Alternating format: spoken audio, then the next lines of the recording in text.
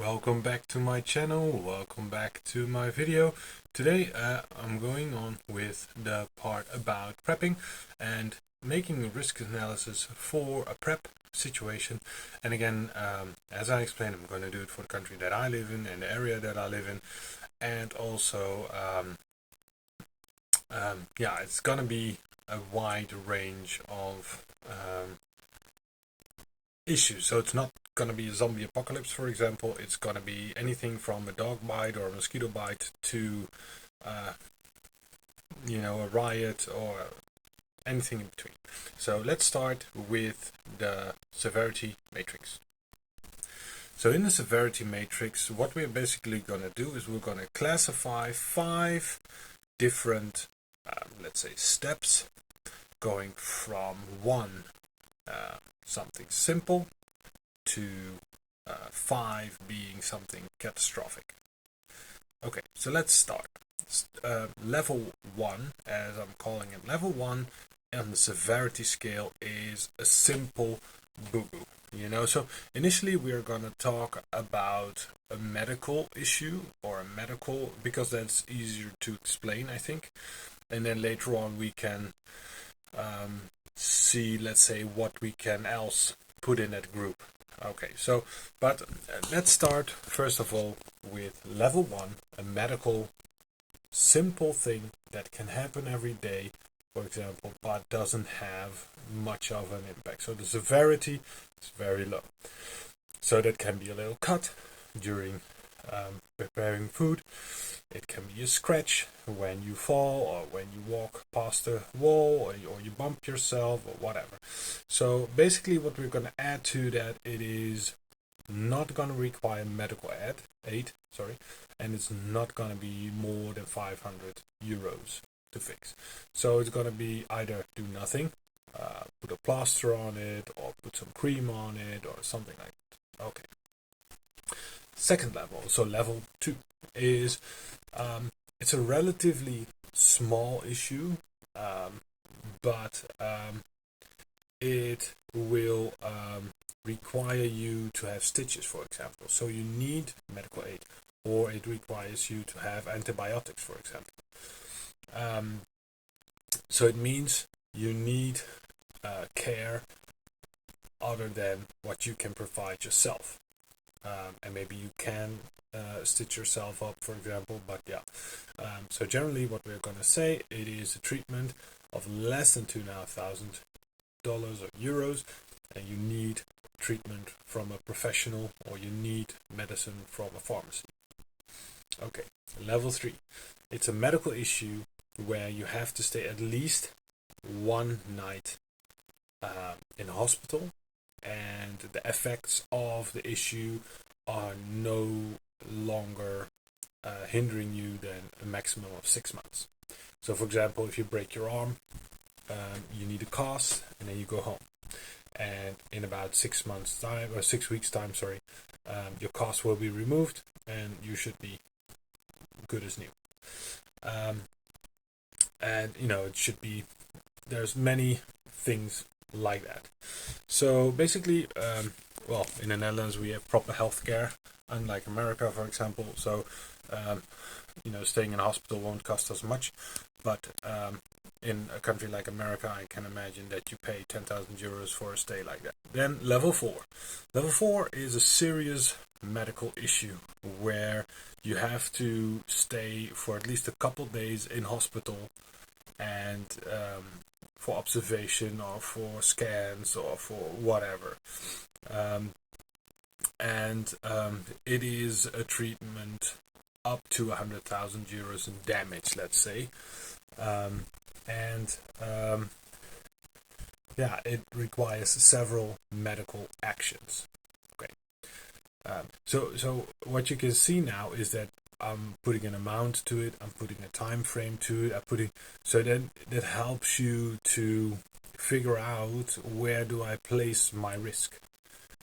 For example, zombie apocalypse, to go extreme, is level 5. Level 5 is a catastrophic issue where multiple life-threatening illnesses or potentially multiple deaths occur.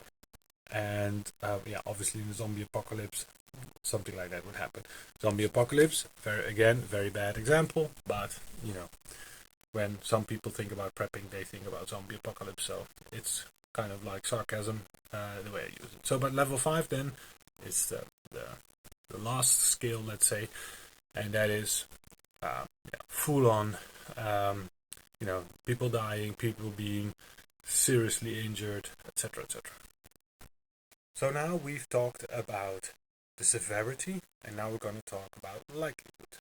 So likelihood is how often will it happen.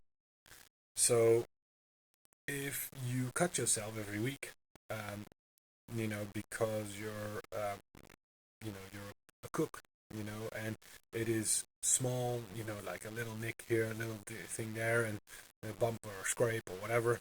Obviously, that's not serious, and if that happens every week, it sucks, but it's no harm done, basically. Okay. But obviously, if there's every week a new zombie apocalypse, that would be kind of shit. Okay, so same 5 levels, but now for the likelihood. Okay, so the first level is it will most likely not happen in the upcoming 20 years. So it's highly unlikely that it's going to happen. That's going to be level 1 because it's the less severe, let's say. Then level 2 is it will most likely happen within the next 2 to 10 years. And then level 3 is it will most likely not happen within the next 2 years. Level 4 is it will most likely happen within the next 6 months. And level 5 is it will most likely happen within the next month. Okay. So if you have a cut once a month, no alarm bells go off there. But if you have a cut every once in 20 years, kudos to you. You're apparently very good with a knife, or you're very skilled, or whatever. Okay, so, but this basically allows us to put it together in a matrix. And in a matrix, we're going to check, okay, what's the severity and what is the likelihood? And that is also what we're going to do in risk analysis. And from the matrix, we get a number. And so the first risk rating, as we call it, is done with, okay, if you don't have anything, if you don't do anything, what is the risk? So if you are in a little cart, a shopping mall cart, for example, and you're going downhill very fast, and you're like, oh geez, I kind of would have liked to have brakes, So the first risk of the first time you're going to assess the risk is, okay, I'm in the shopping cart and I have no brakes. I'm most likely going to die. Okay, and then the second one is, okay, now I'm in the shopping cart, but I actually was smart enough to put decent brakes on it. So I'm going down, speed goes up, I have a speedometer, so I can see how fast I'm going, and I start braking, and I slow down, and I get to a nice stop. So risk rating without brakes and without a speedometer, very high. After amendments, with brakes, with speedometer, very low. And if you then add a backup brake, like a parking brake, for example, then it's even lower. So that is kind of what you would ideally do. For now, we're just going to say, okay, this is the situation, this is the risk score, let's say. And then we're going to think about for ourselves, what can I do to mitigate that risk as much as possible. So in a survival situation, it would, for example, be, I don't have water. What can I do to make sure that if something happens, I do have water? And that can be a lot of things. For example, in my situation, I'm trying to catch rainwater and I have a pond. So either I can drink with a live straw from the pond, or I can catch rainwater and use that to purify it, boil it, or whatever. Okay, so that is just a couple of suggestions. Let's do one risk assessment, a simple one. And it is something that can happen to anybody. You get stung or bitten or whatever by a non-venomous insect. So for example, a mosquito. In most countries mosquitoes aren't dangerous. In a lot of countries they actually are, because they could carry malaria or something else. But for us, let's assume in this scenario, non-venomous mosquito. How do we rate the risk? Well, it can happen obviously almost every day, every week, depending on the season, depending on where you live. And because it's non-venomous, it's not that big of a deal. It might be itchy for a little bit, or you might have a bump. I know people that, when they get bitten by a mosquito, they have a very big bite. But generally speaking, people don't have a big bite from a mosquito bite. So therefore, the likelihood is high. The likelihood that something like this happens is a 5. The severity of something like this happening is a 1, because it doesn't really matter. And so therefore the score is a 1, because it's, it can happen, but it's not really painful or a problem. And yeah, what can you do? Well, it depends obviously on where you sleep, so you can maybe use a mosquito net. Or you can put screens in front of the windows so that the mosquitoes cannot enter your room. You can sleep under the blanket or wear a pajama. You can use bug repellent as well. So this is obviously a very simple one, but now at least you understand the basic principle of a risk assessment. And again, if you didn't see the first video, the whole point of this series is to understand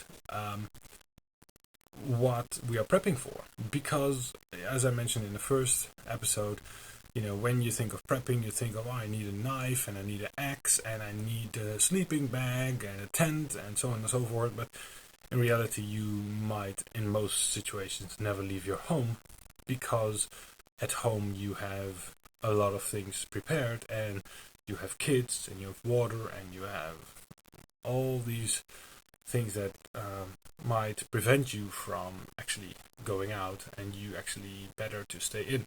So yeah, that's why I'm doing this risk assessment for myself, to see what I think I need and what I actually need, and also to see what you guys are doing. And for a couple of items, I'm going to, because I'm traveling a lot to South Africa, I'm going to do it for the Netherlands where I live, and for South Africa, because the countries are very, very different.